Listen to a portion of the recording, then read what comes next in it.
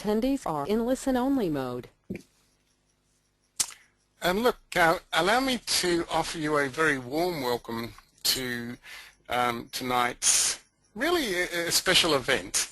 And it's a special event because I've actually been wanting to put Gary Davis under the spotlight for some time. And so he's put together this really, opportunity to really drill down on somebody who is literally a master of trading. So we put this program together, and obviously it's titled Master Trading for Cashflow, and I just happen to think that given the way that the economics is positioned around the world and the way that economic circumstances are transpiring through the Australian economy, that the most important thing that you can concentrate on and certainly learn to do during these uncertain times is to literally increase your cash flow.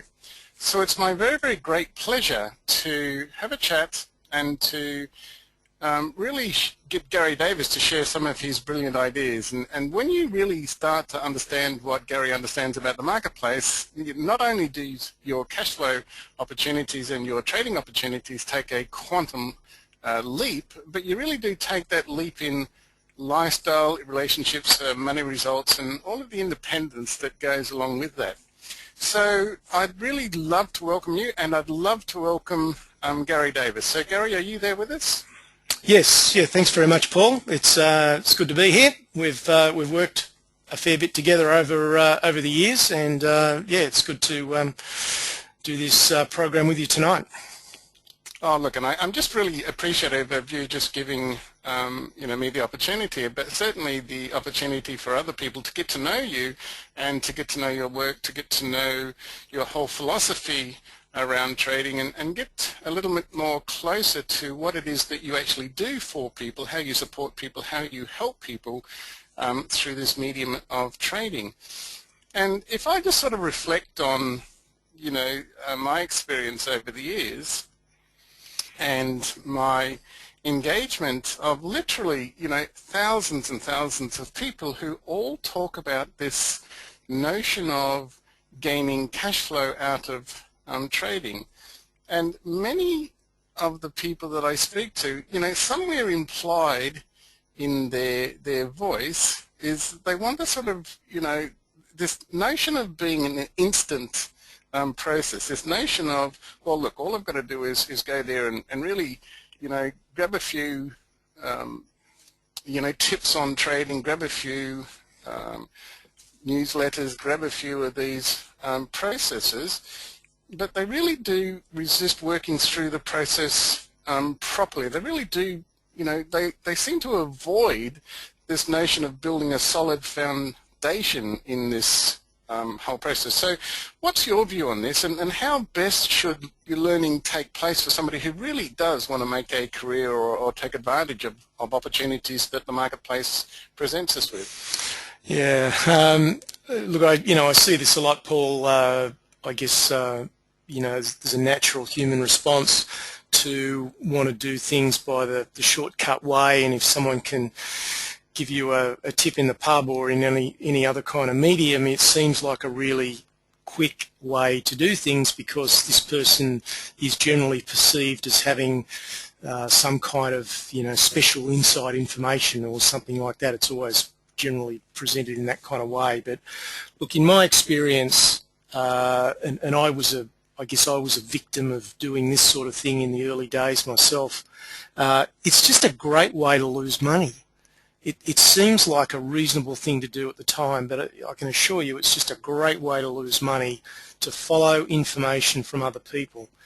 If you look at the information that comes out of a lot of broking firms, and this is not a derogatory statement in any way, but broking firms put out recommendations all the time. And if you actually track their success, then it's pretty average. So really following that kind of ad hoc tips without any kind of structure to apply it to is inherently a flawed strategy. So my overall response is that tips on their own are of very limited value. The absolute key for me is that you've got to get a repeatable process happening, something that you can do. It's like a golf swing, and I've used that analogy before. It's just got to be the same swing, the same stroke every time. But you've got to practice with something where you've got the odds of coming out in front over time. So that's point one. And when you're starting, most people don't really know whether what they're doing is likely to work or not. And the really second important thing is that you've got to be open to learning. And I've interfaced with plenty of students over the years that they don't really want to open their mind to learning and doing different things. So for me, it's a building block process. You've got to put foundations. So building anything, you've got to put foundations in place first, and then you build a structure on top of that. And it's, a lot of people want to know about how do I trade, how do I figure out what to buy, and how do I physically press the buttons. And that's not unimportant, but it's about 10% of the picture. About 90% of it is what's going on in your head, and it's your emotional control. I've often heard it said, Gary, I was just thinking about what you were saying there, and it might seem a strange thing to say, but I've often heard it said that, one of the perhaps, strange things about trading is to make a lot of money at the very, very beginning of your trading career, but somehow that whole process, it doesn't actually build itself on a repeatable process. What are your thoughts about that? Do you mean if people start off with a few successes, it's not necessarily a good thing? Yeah. I was sort of avoiding not necessarily a good thing, but you got my drift, yeah. Yeah, look, I mean, I've seen that happen where people come in and they might come into a time in the market, and we get a couple of periods during the year where market conditions tend to be easier to make money because it's a buoyant market and a lot of stocks are going up, and they might come in and get a couple of winners off the bat and think it's easy, and then don't pay due attention to the process that they need to, and that's about getting something repeatable, getting a structure, addressing all the questions that they need to address. So, yeah, I'm always quite nervous when someone comes in and gets some early success, and the first thing I want to do is throw a dripping wet blanket over the top of them to try and cool them off, because I've seen the result of that. So look, I always take a really conservative approach, and I'm always trying to hose people down rather than pump them up. Yeah, no, look, I really do. It is this sort of strange thing, sitting from the perspective that you have, which is looking at, let's say, literally hundreds of thousands of people have gone through this trading experience, and so that perspective, it almost seems like it's counterintuitive to the whole goal of trading. But I really do take this. I resonate with this notion of just hosing it down so that you can get a really good foundation, a really good system, so that system itself is the repeatable process. And I've seen a lot of traders over the years actually try and teach themselves. I mean, they think about, well, okay, all I've got to do is get a few stock tips, and, the people that obviously writing these stock tipster broadsheets are knowledgeable people because they somehow work on the inside, and so they've got to be able to actually understand what's going on. And then I just go and get a few trading books from the library or the bookstore, and all I've got to do is really just follow the system and match these two pieces of information, and they try and teach themselves everything that they need to know about developing a successful career, not only in trading but developing the cash flow that goes on with that. So, Gary, you've seen many people actually start their journey. So what's some of the best pieces of wisdom that you can share with people who are just at the start of their trading journey? Well, first thing, I'll just highlight my trading career, which started in 1987, just before the crash, and I ended up being a self-taught person for the first 10 years for a couple of reasons. One, I didn't know any better.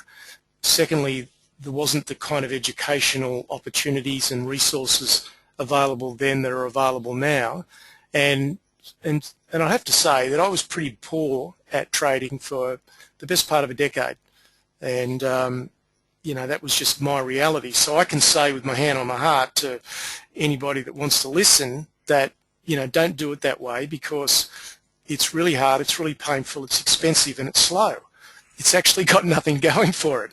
So, that was my experience. My answer to your question is, to anybody, is, for goodness sake, get yourself a coach. Because in the big scheme of things, you're going to save yourself light years of time, and you're going to save yourself a huge amount of money in going through that process.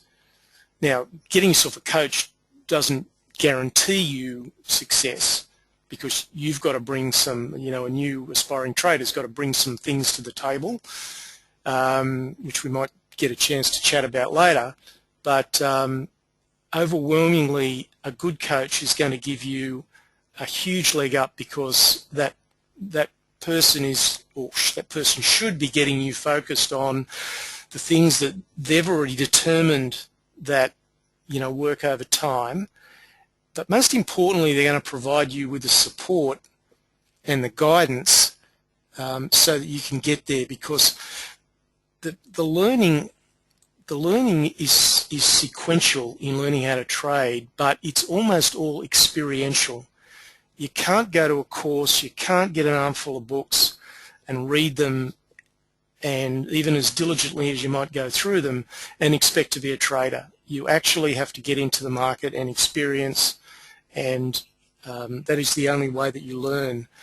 Now, as with anything, you don't want to be practicing bad habits, so you've really got to be guided into the right area so that you are practicing things that have got a good probability of working, so that over time you can actually start to modify your thinking and modify your behaviour. And the other important thing that you've got to do is that you've got to go through that process long enough to move through the market cycles. You've got to go through 2 or 3 bull markets and 2 or 3 bear markets and 2 or 3 sideways markets, because they all have their differences.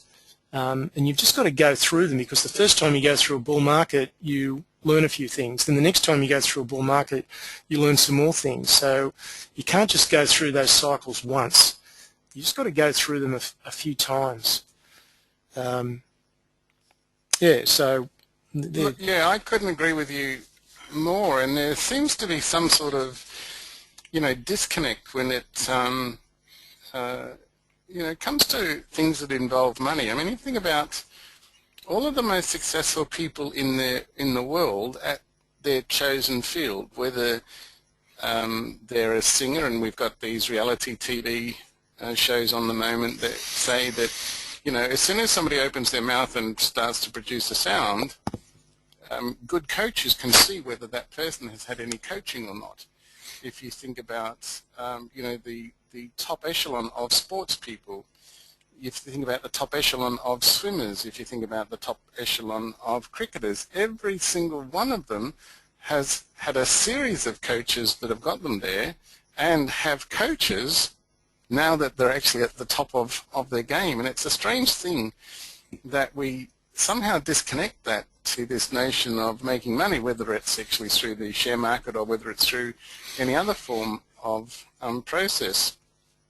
And, this notion of being able to change your, if you think about swimming, we can all pretty much jump into the water and swim, but to move through the water with such, fluidity that could have you, up to the stage of winning races, you do need somebody that can stand back from you and exactly, watch exactly how you're putting your hand into the water, all of those sorts of things that you can't actually do for yourself. And I liken that to your ability to guide people along a trading pathway, because I've seen it time and time and time again that, from your position of knowledge and experience, when you see people, making absolutely fundamental mistakes, but they can't see themselves that they're making fundamental mistakes because they're so engaged in the process itself. So, look, I really couldn't agree with you any more about that, and I really do hope people take that message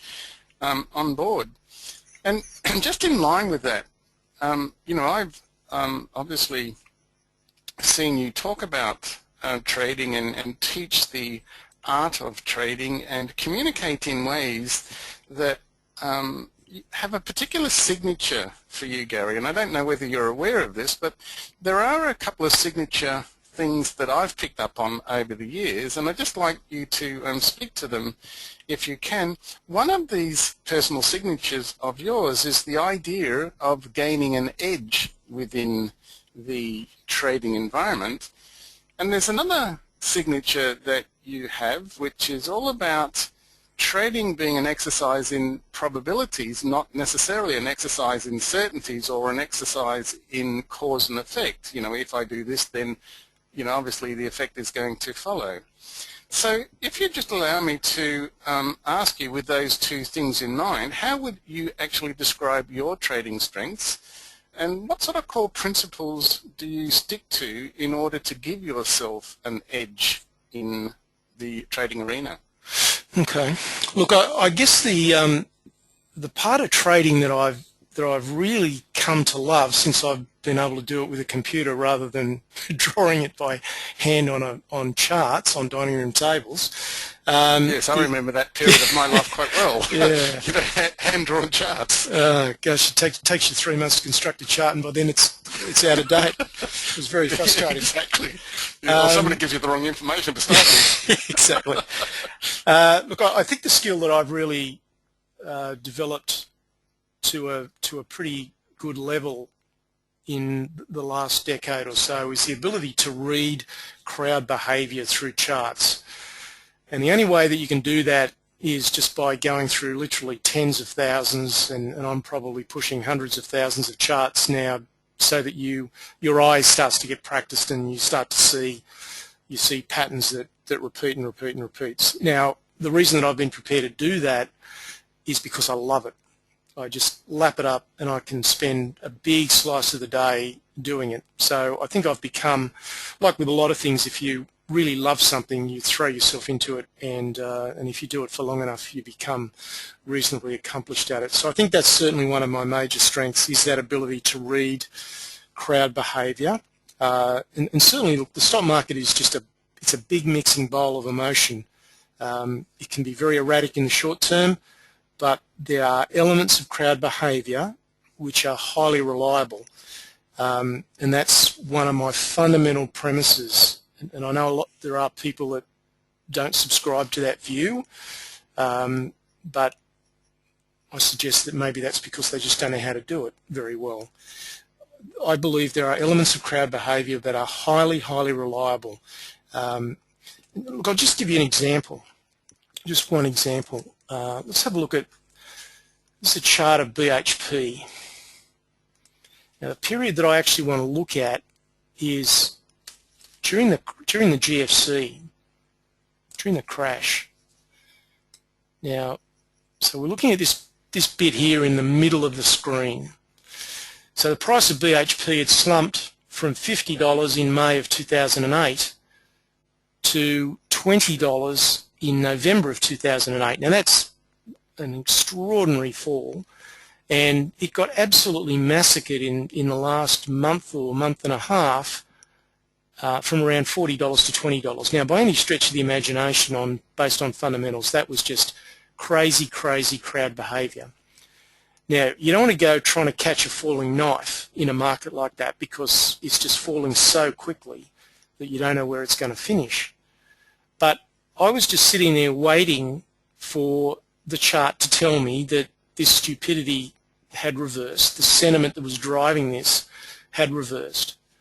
And if I may just take a minute just to walk through this. If we look at the last 5 or 6 price candles leading into this low point, and you can see they're all red, which means that the price was closing near the low of the day. So on every one of those days, the sentiment at the end of the day was quite negative.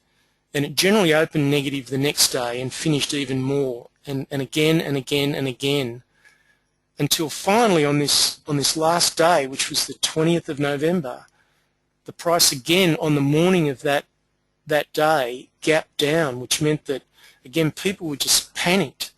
They were absolute in panic selling mode. Yet by the end of the day, that had turned around and closed on its highs and erased almost all of the previous day's losses. And then it gapped open the next morning, gapped up again. So that was an unbelievable change in sentiment. Now, the consequence of that was that BHP went from $20 to $30 in 5 days. And a year later, it had gone back up to $40. So, that's the sort of thing that I'm talking about. Now, that's not actually very easy to do because everyone's emotions are really, really highly charged at a time like that, and it's actually a bit difficult to pull the trigger. And it gets back to this issue of a coach we talked about before.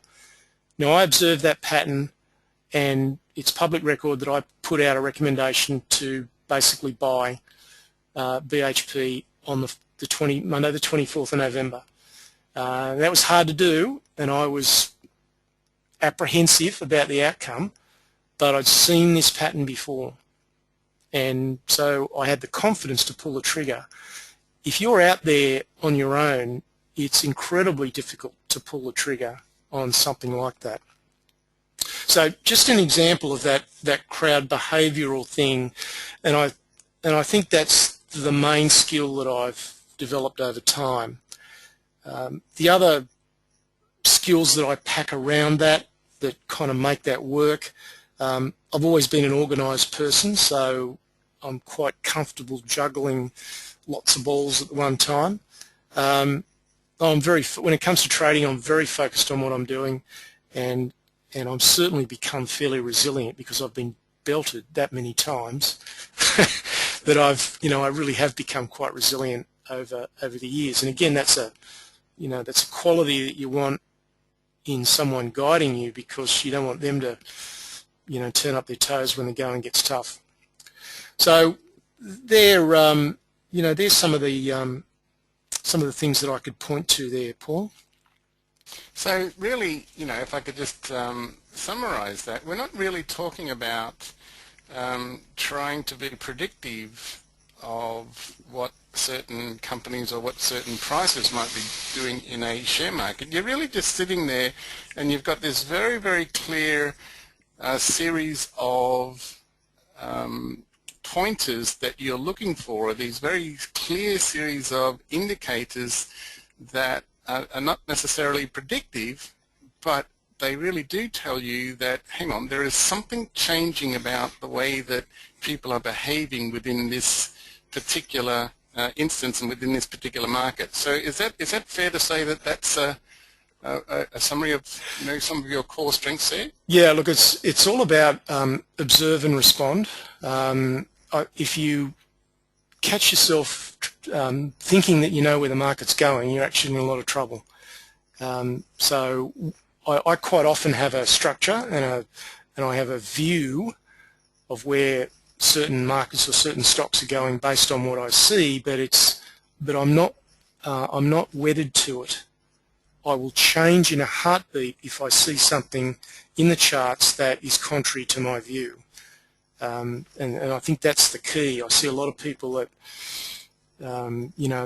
they observe chart patterns or they're using technical analysis, and because their indicator says, well, it's just turned, therefore the extrapolation in their mind is that therefore it's going up.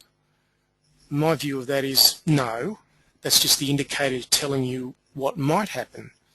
You've got to remain open to other possibilities and basically respond to what you see. But I've distilled what I'm doing down to 4 broad areas that I look for, and I've tried to base these not on trading signals per se, because trading signals are only a derivation of the price. It's only another way of, we're all looking at the moment at this chart with price candles on it. Technical indicators are only just a derivation of those. It's just another way of representing this price action. So indicators have no real predictive ability at all. It's really the patterns of what is going on that you've got to tap into. So what I try and work with is things that are fundamentally attached to how humans react. And one of the fundamental things that will always be, while we're alive and fogging up a mirror, is that prices will get irrationally oversold and they'll get irrationally overbought. In other words, they'll get too expensive or too cheap from time to time, and markets and individual stocks will oscillate from one extreme to the other. Now that's just a fact of human nature and it'll never change. Whereas if you tie yourself to to a certain kind of market dynamic, then you might find next year or the year after, in 5 years' time, that dynamic doesn't work anymore. So there's a great story about you've heard of the turtles, haven't you, Paul? That were yes, I have. Turtle traders that were around in the 1980s. Well, they came up with this very simple system about breakouts, and at the time it was a fairly new concept. And this breakout system worked brilliantly for a period of time, for a period of a few years.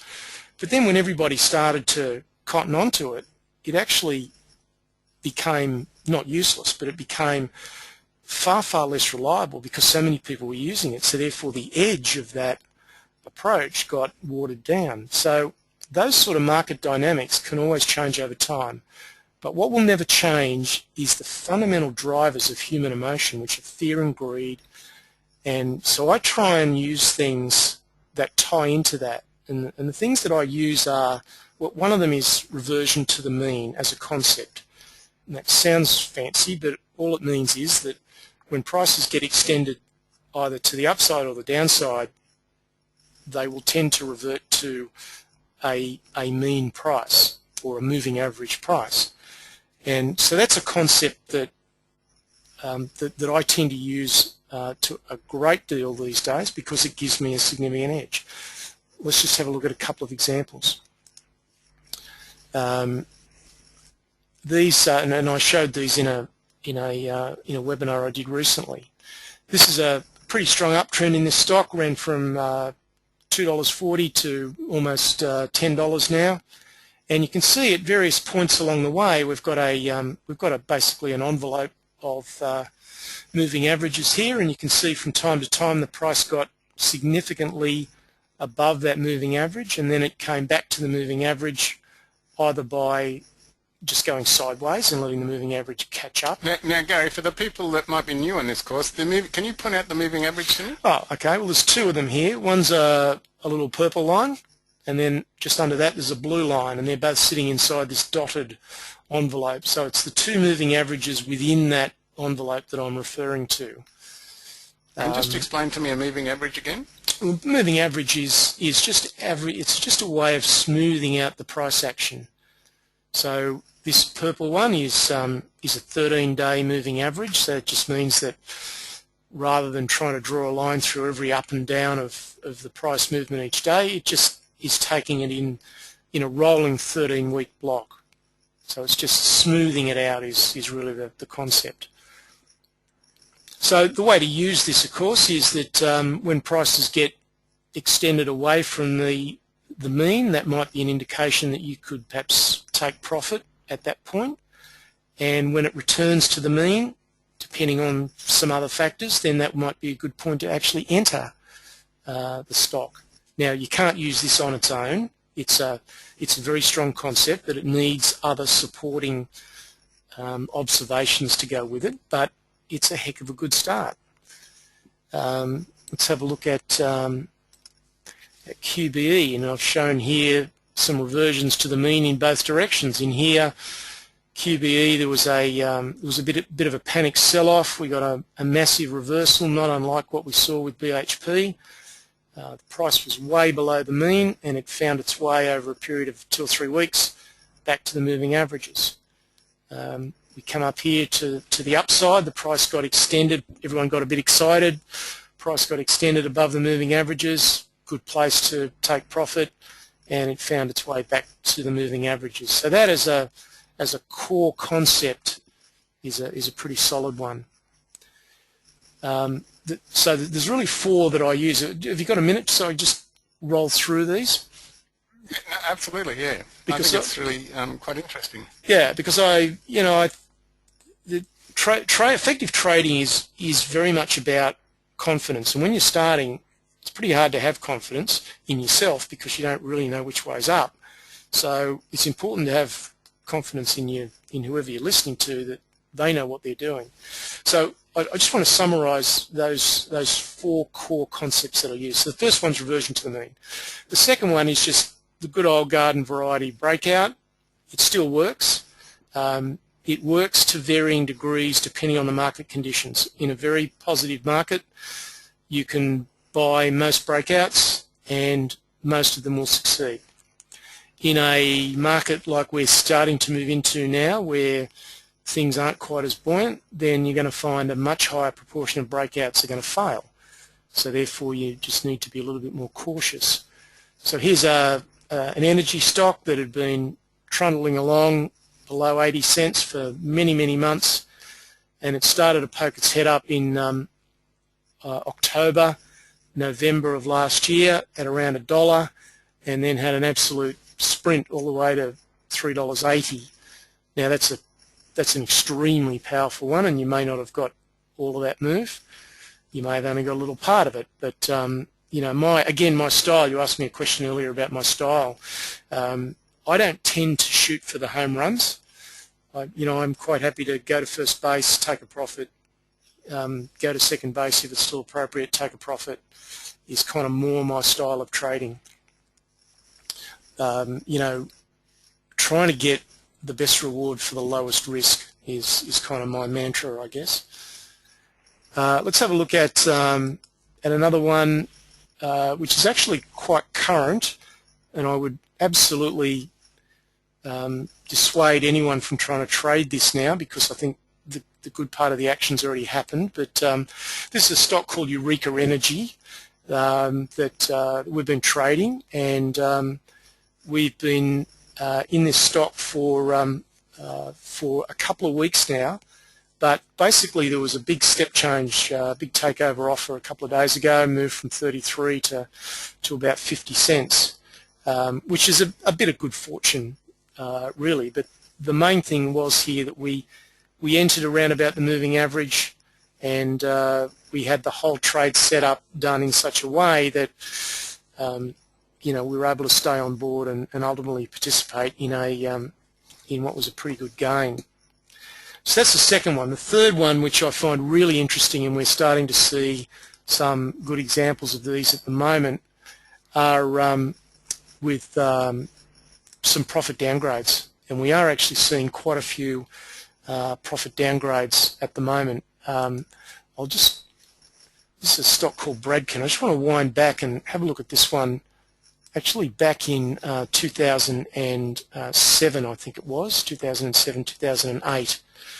And this came as a result of the company issuing a profit warning that had been trading around $15. It dropped to about $9 basically on the open in the blink of an eye, so no one got an opportunity to benefit from that.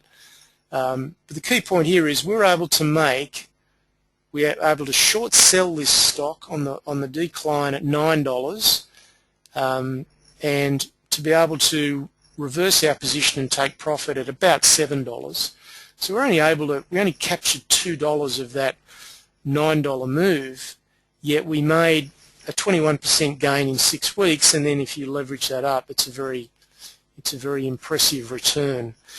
So those sort of opportunities to me they're high probability, therefore they're good reward for low risk, and they're the kind of opportunities that I look for. We've had one just very recently, which is probably a bit too recent for me to talk about, so I probably should, this being a public forum exercise, I probably should stay away from current trades. But the final one I just want to touch on, so we've had reversion to the mean principles, we've had breakouts, We've had short selling and these profit downgrades, which really are a high probability exercise. And the final one is just, good old range trading, where prices just go annoyingly sideways for a lengthy period of time. Here's BHP, which has been fluctuating over the last, since August, so last 7 or 8 months, between 33.50 and ever decreasing prices. And it's been possible to basically just trade the up and downs of those ranges. BHP is not the easiest stock to trade because it gaps all over the place, but again, it's just the concept here of range trading. So I guess the point I wanted to make here is that you've got to be very, very clear about what you're looking for. Now, there are hundreds of ways to make money in the market. These are the ways that I make money. There's many other ways that I could, but I stick to the main thing that I'm good at. And as I said at the start, these are things that rely on human nature doing its thing, and human nature doing its thing is one of the most reliable predictive things on the planet.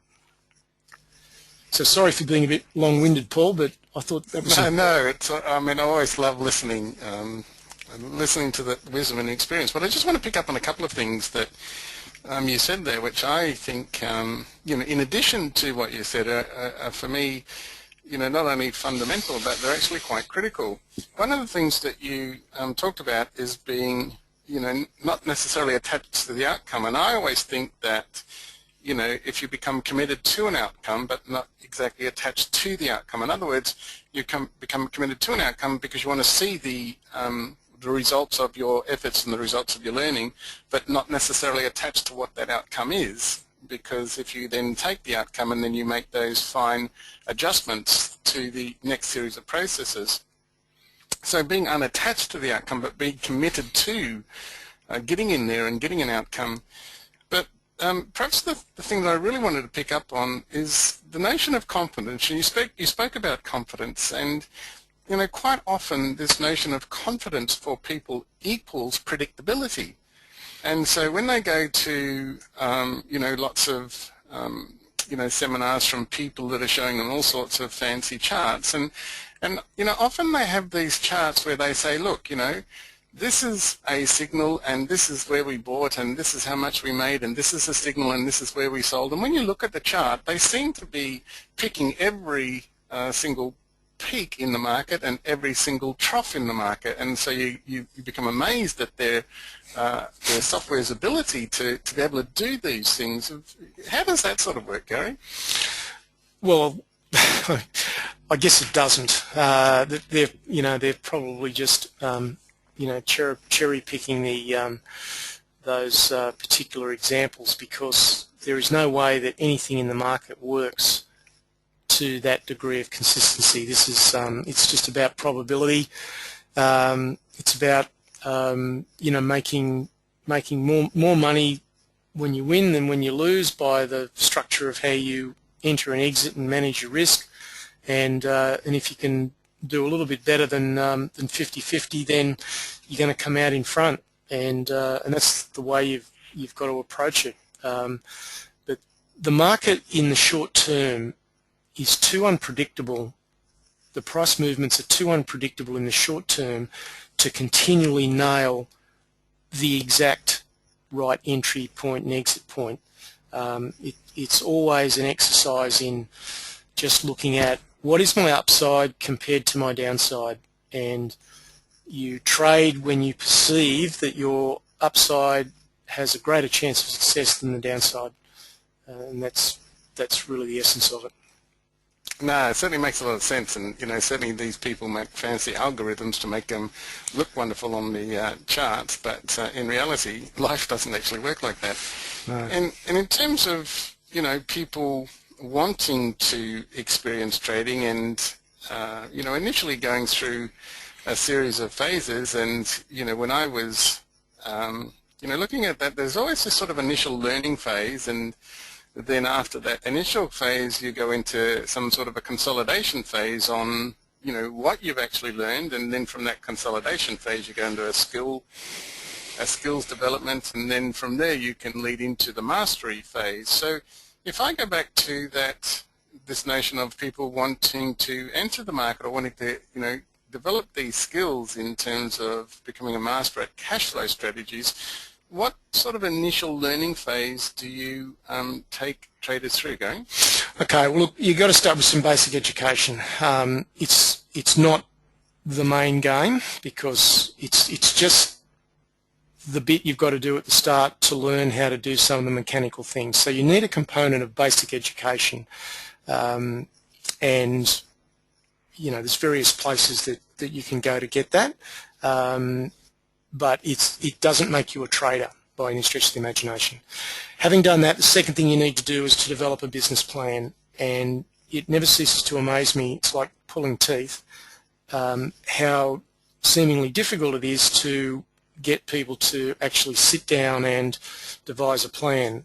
And I'll just run through a couple of the questions that I always encourage people to ask themselves, and it all starts with what you personally want.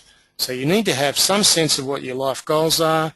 You need to have a specific return in mind from your trading that helps you work towards those life goals. You need to be able to get some kind of sense of, is that return realistic?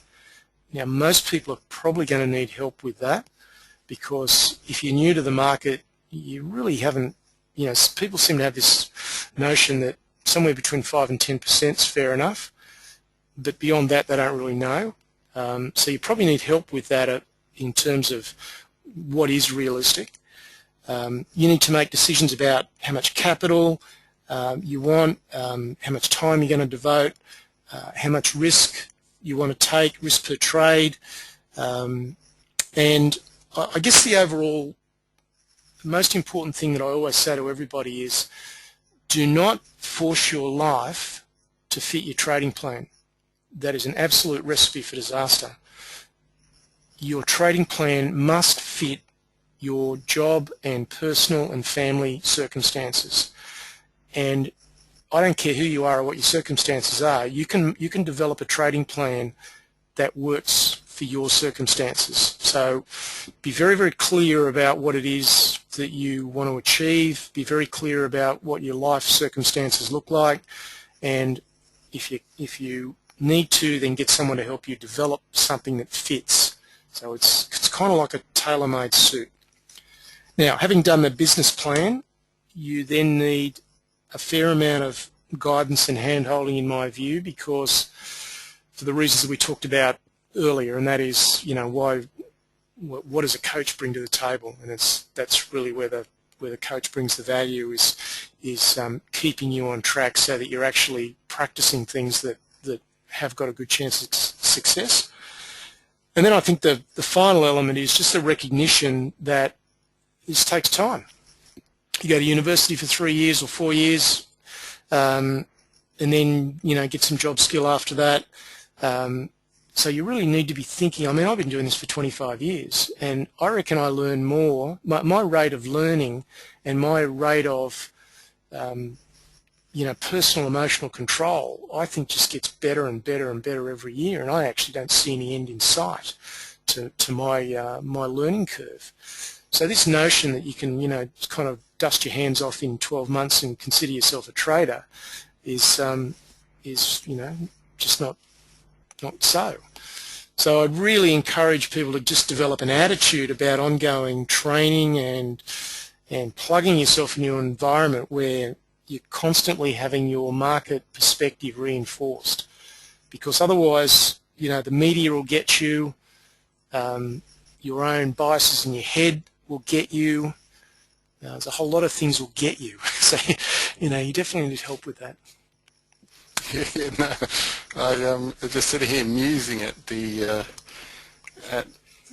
all of the things that can potentially threaten the stability of a position that you've actually taken in the market, and I think you've actually pointed out some really interesting ones there. And before I ask you the next question, Guy, I'd just like to invite the people who are on the call towards the end of the call, we're going to open it up for some questions, but the way that I'm going to invite the questions is to invite you to actually type your questions into the question box that may be on your screen. And just in the interest of saving a bit of time, rather than get to the end of the call and then saying, well, look, are there any questions? If you do have any questions, feel free to type them into the box now, and I'll actually see them come through, and so I can get them a little bit organized for the way that I present the questions to Gary. So feel free, if you've got some questions to ask, to enter those questions now.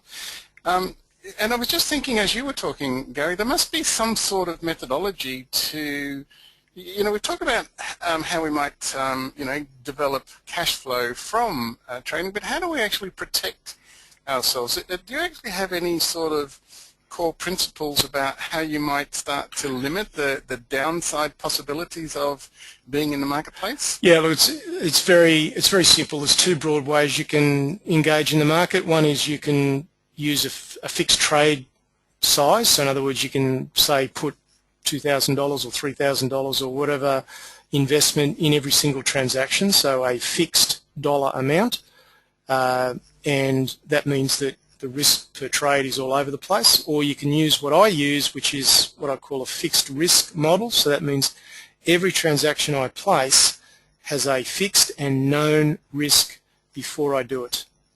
And so the first assumption that I make is that this trade could fail. So therefore, I've decided that X number of dollars is comfortable for me. Yes, I'm prepared to risk that, and if that trade fails, then that's fine. We'll go on to the next and the next and the next. So that's the key principle. Once you've decided that, then it's a matter of selecting an exit based on technical grounds, because I see a lot of traders fail because they buy a fixed dollar amount and then they kind of adjust their exit so that they only risk a certain amount of money, but often that exit then is in the wrong spot. It's within what I call the noise zone. So it's got to be in that order, in my view. Fixed risk, then select your exit, and then calculate the size of your transaction from there. And look, that's been the subject of a lot of research by many people over the years, and I think that's been proven as the premier way to do it. And look, I'm absolutely with you on that one, and to, having the ability to limit the downside and to have some strategies and process that give you, not only the edge or the trading edge that you speak on, but also the possibilities or the probabilities to have them somehow, be advantageous for you in terms of the upside, then it really is a model that comes together extremely well for the people that put in the notion, the amount of time and learning that it takes to, get to that sort of stage of mastery. And I guess that's what I've been, teaching people over the past, it's a decade and a half now, of, how the mind works so that we can really optimize all of the opportunities in front of us. And one of the sad things about the potential that we have as, as salient human beings is the ability to excel. But, some of the things that happen, through our childhood development, some of the things that happen as a result of being conditioned to live within this, to be normalized within this society, sort of robs us of that potential. And so it has us ended up, being neurologically wired to make ineffective choices relative to the lifestyle that we say that we want, the lifestyle of economic and personal freedom, to use my words. So I'm just wondering if you can give us some sort of insight into how these, wiring processes, or how these conditioned processes, especially when it really comes to decision making, how do they actually manifest in the marketplace? And so what are some of the behaviors that one needs to cultivate in order to be, more effective than ineffective? And how long do you think that this process might take for somebody who's really starting out? Okay, I'll just deal with the last bit of that first. How long will it take? It depends almost totally on the willingness of the student to embrace change, because what we're talking about here is a process of modifying your thinking and therefore modifying your behaviour. As you indicated, we're all wired to do things in a certain way, which is all bound up with, you know, fight or flight reactions, fear and greed. Therefore, it's all about emotional reactions rather than considered responses. And so given that that's how we're all wired, the only way to work your way through the minefield is that you've got to be able to modify your behaviour over time. Now, behavioural change is not an easy thing to do, but if you're open-minded and you put yourself in the right environment, then it's certainly achievable over time. I think we've probably talked about some of those things already, but to me, the biggest areas of downfall that I had when I was trying to teach myself in those early years, early decade, I'm a slow learner, was very much about the fact that because I was isolated, all I was doing was taking the cues of the environment around me, the environment being the media, the environment being my head, my emotions, and it was very, very difficult for me to maintain any kind of perspective because, I was just all the while I was just reacting to the environment around me like the old cavemen used to do. So, I think the answer to your question is you've just got to accept that you are wired a certain way and that you must go through a process of behavioural change. If you are not prepared to go through a process of behavioural change over time, then you're probably never going to make it as a trader. And that's not what many people want to hear, but that's the reality. Well, I'd rather hear them, have people hear the truth of the matter rather than some, I think there's far too many people out there telling people exactly what they want to hear and how much they can earn whilst they're sort of, laying back in their hammock with the, the proverbial laptop open on the. I've always wondered why people don't understand that, the laptop and the coconut tree and the hammock, Wi-Fi probably doesn't go there, and I've never seen an electric cord plugged into the computer. So anyway, I digress. I'm really sorry about that. But you talk about being having an open mind, and really, being committed to behavioural change over time. And as I was just listening to you, two thoughts that really pop into my mind that really enhance this process is what I term, flexibility in thinking, but in addition to that, having flexibility within your emotions. And I think when you've got, one of those two separated from each other, then the behaviors tend to become entrenched. So flexibility of thinking and flexibility of emotions, when you put those two together, then you really do open yourself up to the best of all worlds. Now, Gary, you've spent so many years, and I've just watched in absolute gratitude as you share with people not only the experience that you've gathered over the past 25 years, but what I'm really more impressed with than perhaps all of that is your dedication, your commitment to the profession of teaching itself and the profession of supporting people in their trading endeavours. Now, I know that you've got a whole bag of new services that you've developed, and you certainly got a course that teaches people how to trade coming up. Can you just sort of share a few of those things with us, what you actually offer and what people can expect on this upcoming live course? Yeah, sure. I guess before I start, I'll just make the point too that we're, as with my trading, which is constantly evolving as the market evolves and as I become a better and better trader, then so our training courses and training programs have evolved as well. And I'm really excited about the next course because there's going to be a lot of a lot of new things incorporated into that, and a lot of new ways of teaching. It's a real passion for me, and I guess I've spent almost my entire life, as most people do, without the opportunity to actually make a positive contribution elsewhere, and now I've got a skill that I can leverage and make that contribution. So, you know, that's I guess why that I'm passionate about that process, because it's you know, for me it's not just going through the motions of teaching. There's an end point and there's an objective to it.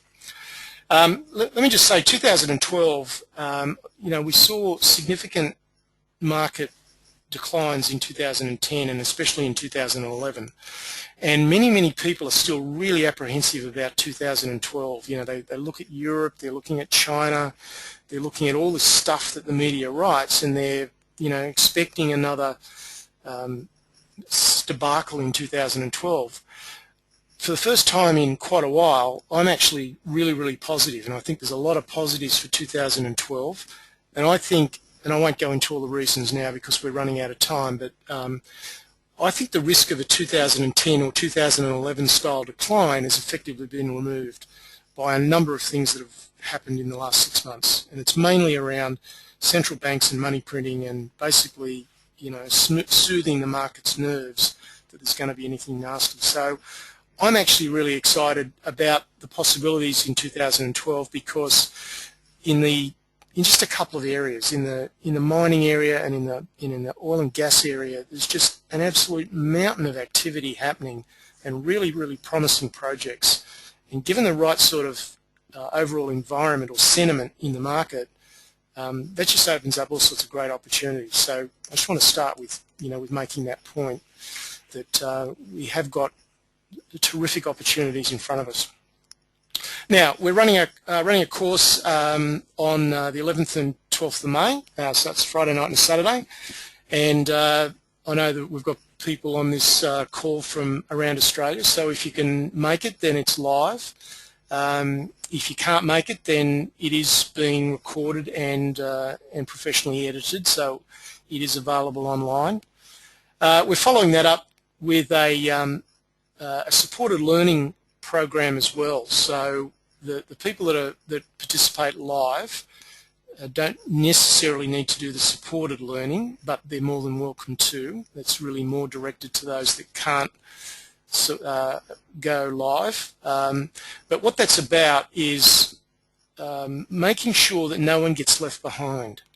You know, my view has always been that I'm not interested in just going through the motions of training. I actually want to make sure that everybody's got it and got the same opportunity. So we're actually stepping people through that online program in a very structured way. So over a period of 3 or 4 weeks, we'll move you through in chunks and make sure that you understand everything and you don't get left behind. Once that's done, it then rolls into the a personal mentoring program from Brett, who's been working with me now for several years and just does an absolute crackerjack job. He really does do an excellent job, and we get rave reviews from the people that go through that personal mentoring. And so if you are very new to this and you know you're unsure as to whether you're going to be able to follow it and keep up, then you know I can assure you that part of it we've really worked very hard on, and between the live course and all the supported learning and then what Brett does, you know, I think everyone starts off on a really good foot. So that's the actual program itself. The overall offer that we've got also includes a month subscription to the Insiders Club. The Insiders Club provides basically a whole range of services from daily market buy and sell signals, monthly training, weekly videos, just a huge package of information and support processes that give people a maximum opportunity of succeeding. It also includes a month's subscription to the live trading room, which is really it's a real active traders forum. And whilst you might think that's a bit premature if you're only very early on, I think it's a really valuable thing to do, even if you didn't ever take a single trade from the live trading room, because you get to spend about probably about 9 or 10 hours over the space of a month with me online, looking at charts over and over and over again, so that it accelerates your learning process quite dramatically. So I just think for the learning experience, that's a really, really valuable thing to do. So we've got a special offer that all adds up to a heck of a lot of value and a heck of a lot of learning and experience.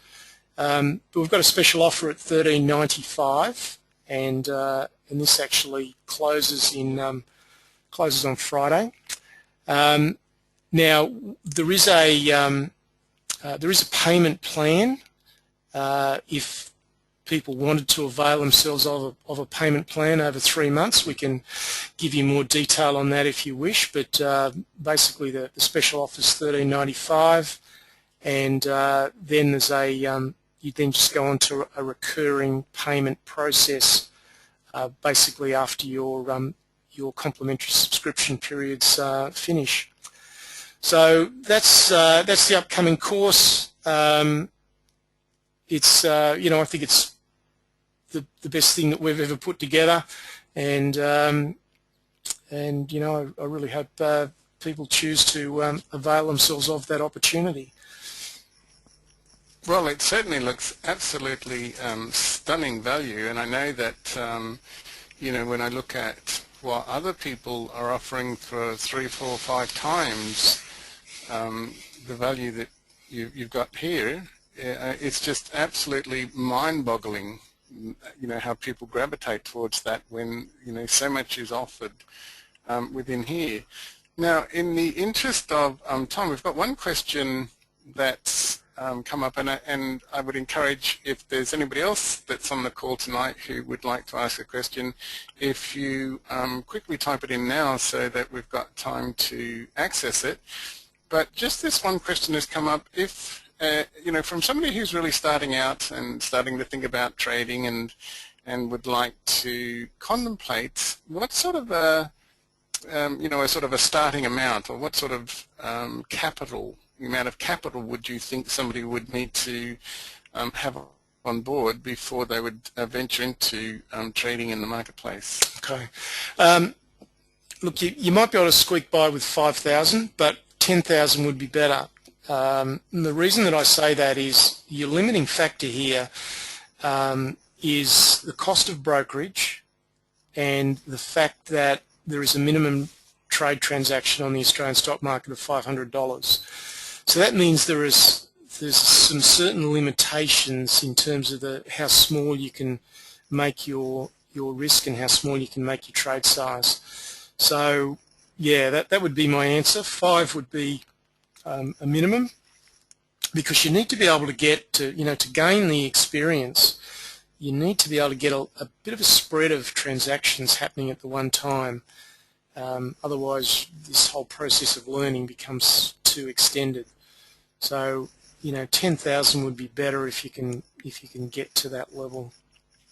Okay, thanks a lot, Gary. Now, there is no other question that's coming up in the question box here, so I might just extend the invitation for people who want to listen to some of the things that you've already spoken about, because some of those answers you gave are really quite detailed, and especially when you start looking at those charts. And so this recording will be made available. If you haven't had a chance to be on the call, it will be made available. So with that, I would really like to congratulate people for taking this opportunity to really get into the mind of somebody who has such skill and such experience within the marketplace. But not only that, the passion, the dedication, and the continual refinement that Gary and very well-skilled team do in order to make sure that nobody gets left behind,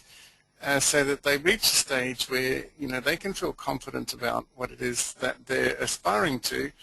And so I'd really like to thank you personally, Gary, and on behalf of the people that have already been successful in terms of what you've been sharing with them, but also thank you on behalf of the people who are aspiring to trade who are thinking about entering the marketplace, I absolutely know that they're absolutely within the best hands that I could possibly recommend. So I couldn't recommend you any more highly than that, and I just really want to say that I do appreciate you for the work that you're doing, and also for taking this opportunity to allow me to quote unquote put you under the spotlight. And I think it's just been an absolutely magic, and I think there should be more of it. It's a pleasure, Paul. Thank you. And I'll just point out that, and I think there may be some emails going out to this effect, but the actual website address for that registration is specialistshareeducation.com.au/May-course. But I think, Paul, there is some emails going out to the webinar attendees with that link on it. And look, I'd really encourage it. Oh, hang on, here's a question that's just came through, a late question. Is the live trading room an ongoing process after the course? Yes, look, it is. It's an ongoing program where I run live webinars 3 mornings a week, Monday, Wednesday and Friday, about an hour and a quarter after the market opens. So we let the market settle, and we run that webinar 3 mornings a week. And that's an ongoing program that we started in early last year. So we've been running the best part of a year in that program. So it's one that's good for people that want a lot of activity and get very close to me and get very close to the market. And I think in my personal preference is that that's one of the most exciting things that you do, Gary, where you actually show people exactly what you are doing. It's just so we're sitting there behind you and just looking at the screens, but we're looking over your left shoulder to see how your mind works and how you analyze opportunities that are taking place in the here and now. And the other thing I really love about it is the banter between all of those traders that are within the live trading room, the knowledge that they bring, and the sort of the two-way sharing that goes on, and and the forum that's packed around that. I think it's just absolutely magic, and it's certainly something that I have not seen in any other trading sort of mentoring or tuition process. So again, I want to acknowledge you for that. Yeah, it seems to work well. No, I think it's just brilliant. Now with that, I think we might bring this call to a close. And again, I just want to,